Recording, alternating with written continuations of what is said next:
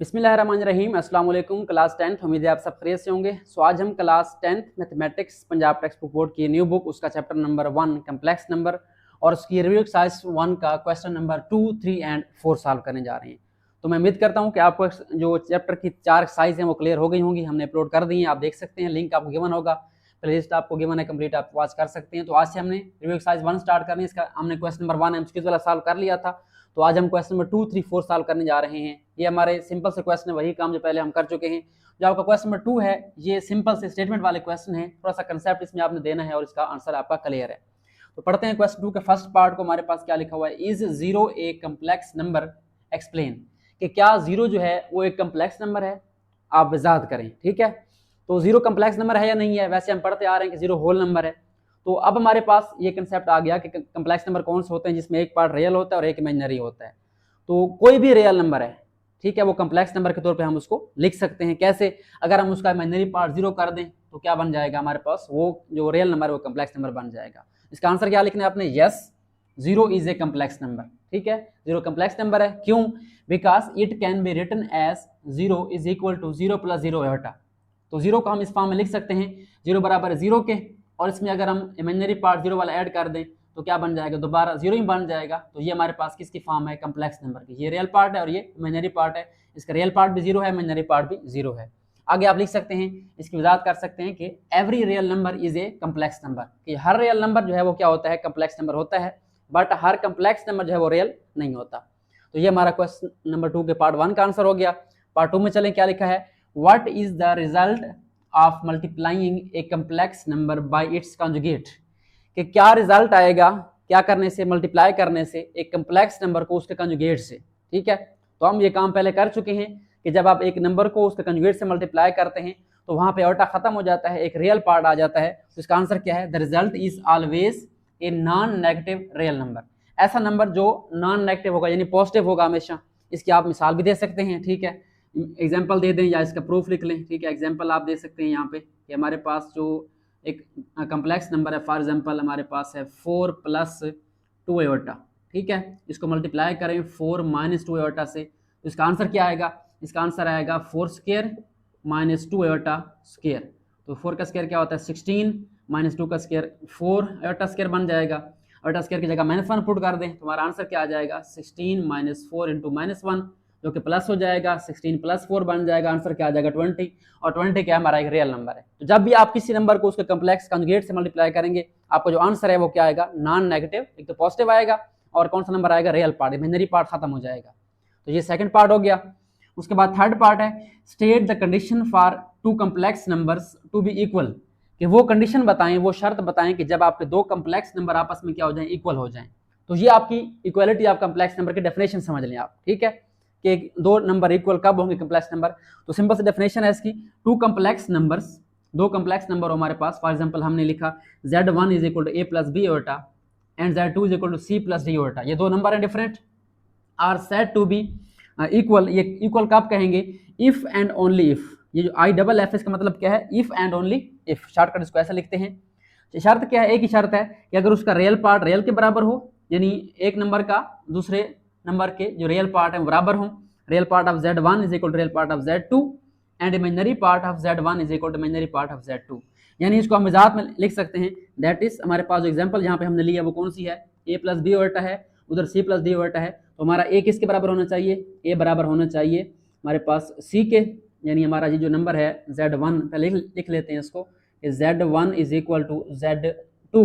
इसका मतलब क्या है कि हमारा जो a है वो c के बराबर है और जो b है वो d के बराबर है, यानी रियल पार्ट रियल के बराबर है और इमेजिनरी पार्ट इमेजिनरी के बराबर है। तो ये इसकी कंडीशन है, सिंपल सी डेफिनेशन आप बुक पर लिख सकते हैं, ये लिख लें आपकी मर्जी है। तो ये हमारे पास क्वेश्चन नंबर 2 जो है वो कम्प्लीटली सॉल्व हो चुका है। इसको आपने राइट कर लेना है, तैयार कर लें, कंसेप्ट है बेसिक, आप क्या करें अपने वर्ड्स में इसको राइट कर देना है। ठीक है, अब हम चलते हैं इसके जो नेक्स्ट सोल्यूशन वाले क्वेश्चन है, क्वेश्चन 3 एंड 4, उनको सॉल्व करते हैं। सो स्टार्ट करते हैं क्वेश्चन नंबर 3। हमारे पास क्वेश्चन 3 की स्टेटमेंट क्या है, सिंप्लीफाई। सिंप्लीफाई मीन सॉल्व करना, मुख्तसर करना, शॉर्ट करना। तो हमारे पास क्वेश्चन क्या गिवन है यहाँ पे, अगर आप देखें पार्ट 1 to 3 में आयोटा की पावर्स हैं जिनको हमने सिंप्लीफाई करना है।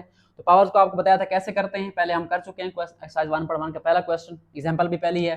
तो यहाँ पे आपने सिंपली क्या करना होता है, पावर को पहले जो है पॉजिटिव करना होता है, उसके बाद क्या करना होता है, उसको इवन में कन्वर्ट करना होता है।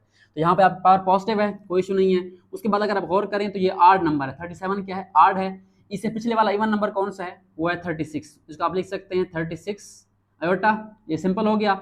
और एक आयोटा जो बच गया वो 7 आ जाएगा, यहाँ पे आप लिख देंगे। ठीक है, तो एक पावर हमने क्या की, एक पावर इसकी अलग कर दी। अब क्या करेंगे, आयोटा 36 को आप लिख सकते हैं आयोटा 2 रेज टू पावर 18।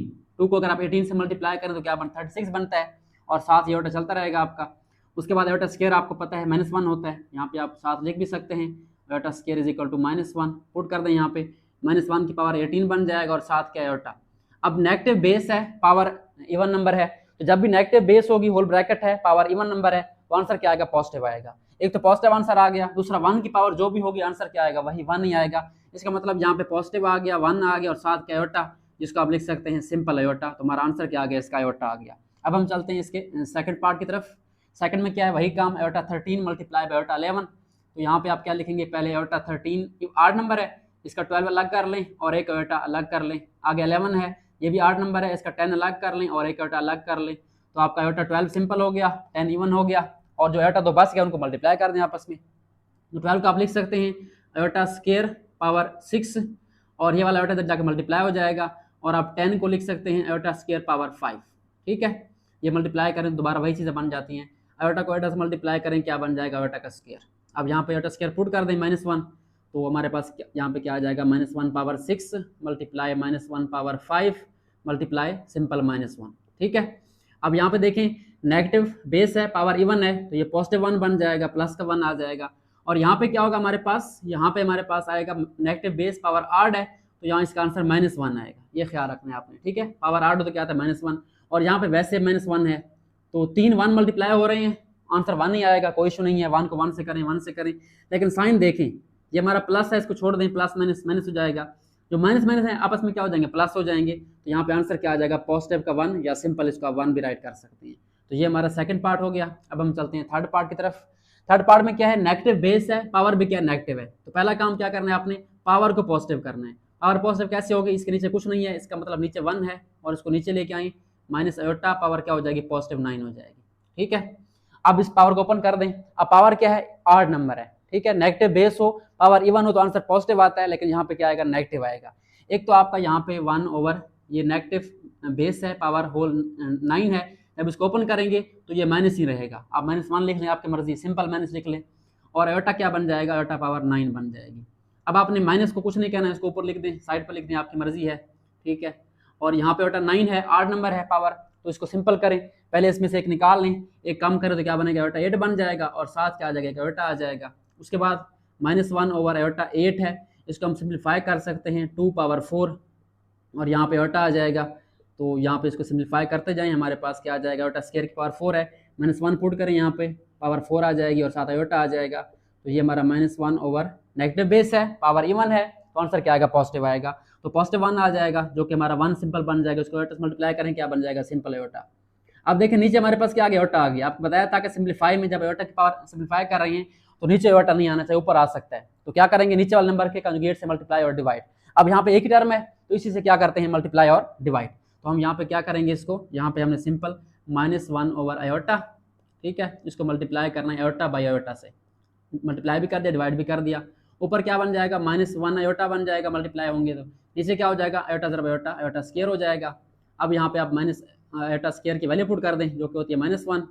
अब देखें ऊपर -1 नीचे -1, ये आपस में क्या हो जाएंगे, कैंसिल हो जाएंगे, यानी 1 बच जाएगा, और माइनस माइनस क्या हो जाएगा, प्लस, और आंसर हमारा क्या आ जाएगा, प्लस का सिंपल आयोटा आ जाएगा। तो ये हमारे पास जो है क्वेश्चन 3 का पार्ट 1, 2 एंड 3 भी सॉल्व हो चुका है। अब हम चलते हैं, इसके 2 पार्ट और हैं, वो भी सॉल्व कर लेते हैं, उसके बाद चलेंगे क्वेश्चन नंबर 4 की तरफ। सो स्टार्ट करते हैं पार्ट नंबर 4। हमारा 4 पार्ट में क्या है, 3 - 4 आयोटा इंटू 5 - 6 आयोटा। अब इन दो ब्रैकेट्स के दरमियान अलामत नहीं है, साइन नहीं है, ठीक है। इसका मतलब क्या है, आपस में क्या हो रहे हैं, मल्टीप्लाई हो रहे हैं। जो काम पहले कर चुके हैं, सिंपल मल्टीप्लाई करना है आपने, तो इसका हर नंबर जो है अगले टर्म ब्रैकेट के हर नंबर से मल्टीप्लाई होगा। तो पहले आप 3 को 5 से मल्टीप्लाई करें, लिख दें, आपकी मर्जी, ड्रैग कर दें, आपकी मर्जी। 3 को 5 से मल्टीप्लाई करें, क्या बन जाएगा 15, और फिर प्लस माइनस हो जाएगा माइनस, और 3 को 6 से मल्टीप्लाई करें, ये बन जाएगा 18, बट साथ आयोटा है, आयोटा भी साथ आ जाएगा। और यहाँ पे इस पे आ जाए सेकंड नंबर पे, -4 आयोटा मल्टीप्लाई होगा 5 से, तो प्लस माइनस माइनस हो जाएगा, और 4 को 5 से करें ये बन जाएगा 20, और 7 क्या आ जाएगा आयोटा। उसके बाद माइनस माइनस क्या हो जाएगा प्लस, और 4 को 6 से करें ये बन जाएगा 24, और आयोटा को आयोटा से करें क्या बन जाएगा आयोटा स्क्वायर बन जाएगा। अब जो आयोटा वाली है सेंटर वाली इनको आपस में ऐड कर लें, ये क्या बन जाएगा 15 एज इट इज़, और ये माइनस माइनस प्लस हो जाएगा, 20 में 18 ऐड करें तो ये बनता है 38 आयोटा, और साइन किसके आएगा दोनों नेगेटिव है तो नेगेटिव ही आ जाएगा, और ये क्या बन जाएगा प्लस 24 आयोटा स्क्वायर क्या होता है हमारे पास -1 के बराबर। इसको मल्टीप्लाई करें 15 माइनस 38 आयोटा, और ये प्लस माइनस क्या हो जाएगा -24 बन जाएगा। अब रियल पार्ट कौन से है, ये वाला इनको कंबाइन कर लें, 15 माइनस 24 यहाँ पे आ गया और 38 वहाँ पे चला गया साइड पे। अब इसको हल कर लें तो 15 से 24 निकालें, माइनस करें, प्लस माइनस माइनस, 24 से 15 निकालें तो मेरे ख्याल में बचता है हमारे पास 9 बचता है, ठीक है 9 डिफरेंस है इसका, तो यहाँ पे आ जाएगा माइनस का 9, क्योंकि यहाँ पे देखें साइन बड़ा किसका है नेगेटिव वाला 24 वाले का, नेगेटिव है -9, और आगे क्या है -38 आयोटा, तो हमारे पास इसका आंसर आ चुका है -9 -38 आयोटा। तो ये हमारे पास सॉल्व हो चुका है। अब हम चलते हैं इसके क्वेश्चन 3 के लास्ट पार्ट की तरफ। अब लास्ट पार्ट में देखें दो कम्प्लेक्स नंबर है, दरमियान में क्या डिवीजन है, तो आप जानते हैं डिवीजन कैसे करते हैं, जो पहले वाला नंबर है वो ऊपर लिखेंगे 3 + 4 आयोटा, और डिवाइड के बाद वाला नीचे आ जाएगा 5 - 7 आयोटा। अब इसको सिंप्लीफाई करना है कैसे, नीचे वाला नंबर खत्म करना है कम्प्लेक्स वाला, तो क्या करेंगे ऊपर वाला वैसे आ जाएगा और नीचे वाले का हम कंजुगेट लेंगे, यानी साइन चेंज करेंगे सेंटर वाला, और उससे मल्टीप्लाई भी करेंगे डिवाइड भी करेंगे। तो कंजुगेट क्या होगा इसका 5 - 7 आयोटा का 5 + 7 आयोटा, इससे मल्टीप्लाई भी करें और डिवाइड भी कर दें। इसका रिजल्ट क्या होगा, ऊपर ये मल्टीप्लाई हो जाएंगे, नीचे वाला हमारा फार्मूला हो जाएगा सिंपल। ऊपर मल्टीप्लाई करें 3 को 5 से क्या बन जाएगा 15, और 3 को 7 से करें +21 आयोटा, और 4 को 5 से करें +20 आयोटा, और 4 को 7 से करें +28, और आयोटा को आयोटा से मल्टीप्लाई करें क्या बन जाएगा आयोटा स्क्वायर, और नीचे क्या बन जाएगा a - b + b, a squared - b squared, ठीक है इनका स्क्वायर लें। ऊपर वाले सिंप्लीफाई करें 15 वैसे रहेगा, +20 + 21 ये बन जाएगा 41 आयोटा, और प्लस हमारा 28 है और 7 के आयोटा स्क्वायर ये -1 हो जाएगा। डिवाइड करें इसको 5 स्क्वायर 25, और माइनस वैसे रहेगा फिलहाल, 7 का स्क्वायर 49, और आयोटा का स्क्वायर क्या बन जाएगा सिंपल आयोटा स्क्वायर। अब क्या करें आप 15 वैसे आपका आ जाएगा, 41 भी वैसे आ जाएगा, और ये प्लस माइनस क्या हो जाएगा -28 बन जाएगा, और नीचे क्या आ जाएगा आपका 25 - 49 है, और 7 के आयोटा स्क्वायर इसकी वैल्यू पुट कर दें -1। तो अब आप रियल नंबर के ऊपर जोड़ दें, 15 - 28 अलग हो जाएगा, और +41 आयोटा अलग हो जाएगा। नीचे हमारे पास क्या आ जाएगा 25, और माइनस माइनस क्या हो जाएगा +49, ठीक हो गया। नीचे वाले ऐड कर लें, ऊपर वाले प्लस माइनस कर लें, तो हमारे पास क्या बचेगा 28 में से 15 निकालें, तो मेरे ख्याल में 8 में से 5 गया तो 3, और 2 में से 1 गया तो 1, और साइन बड़े का आएगा तो -13 आ गया यहाँ पे, और प्लस क्या हमारे पास 41 आयोटा, और इसको नीचे ऐड कर दें 9 + 5 14 बन जाएगा, एक कैरी जाएगा 4 + 2 6 + 7 74 बन गया। अब ये आपका सिंपल हो चुका है नीचे वाला। अब इसको सिंपल जो है सेपरेट कर लें आप, तो हमारा क्या बनेगा, एक बनेगा हमारे पास रियल पार्ट -13/74, और दूसरा बनेगा पॉजिटिव में +41/74, और साथ क्या आ जाएगा आयोटा। तो ये हमारे पास इसका सिंपल आंसर आ चुका है। एंड आई होप सो आपको ये वाला क्वेश्चन नंबर 3 जो है समझ आ गया होगा। पहले 3 पार्ट में हमने आयोटा की पावर्स को सिंप्लीफाई किया, और अगले 2 पार्ट में एक में मल्टीप्लाई किया और एक में डिवाइड किया, ठीक हो गया। तो ये हमारे पास क्वेश्चन नंबर 3 हो गया है। अब हम चलते हैं इसके नेक्स्ट क्वेश्चन नंबर 4 की तरफ।